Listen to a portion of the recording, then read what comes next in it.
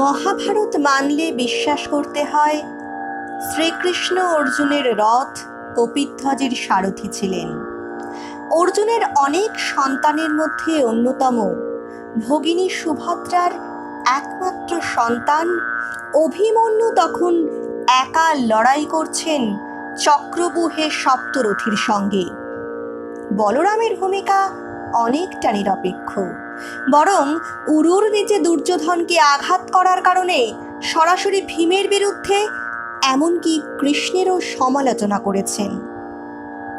জগন্নাথই শ্রীকৃষ্ণ, কৃষ্ণই জগন্নাথ মানলে মহাভারতের ছবিটি বদলে যায়। তখন জগন্নাথ, বলরাম, সুভদ্রা তিনজনেই রথারূঢ়। কোনো সারথি রথ চালায় না, রথে বসে চালানোর অধিকারও পায় না। রথ টানে জনতা জনার্দন, জনার্দনও তো কৃষ্ণ।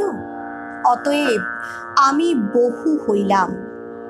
কপিধ্বজের চাকায় ধর্ম সংস্থাপনার্থে পিষে গিয়েছিল তাবৎ কৌরব কুলের সমস্ত পুরুষ।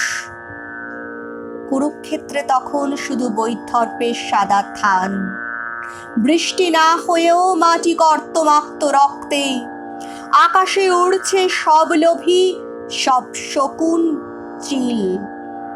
ধৃতরাষ্ট্র, কৃপাচার্য, অশ্বত্থামা সহ পাণ্ডব পক্ষের কয়েকজন। সাদা থান সেখানেও। স্বেচ্ছা নির্বাসনে শ্রীকৃষ্ণ দ্বারকায়। সুদর্শন তুলে নেবার ক্ষমতাও নেই। এমনকি জরা নামক সামান্য অচ্যুত পিছড়ে বর্গ নিষাদের সূচের মতো সামান্য তীরটুকু থেকে নিজেকে রক্ষা করার ক্ষমতাও নেই। এবং তিনি দারু ব্রহ্ম, তিনি এবং নীলাচল সমার্থক। পূর্বের বঙ্গোপসাগর থেকে পশ্চিমের আরব সাগর সরল রেখা টানলে রথ এগিয়ে চলেছে।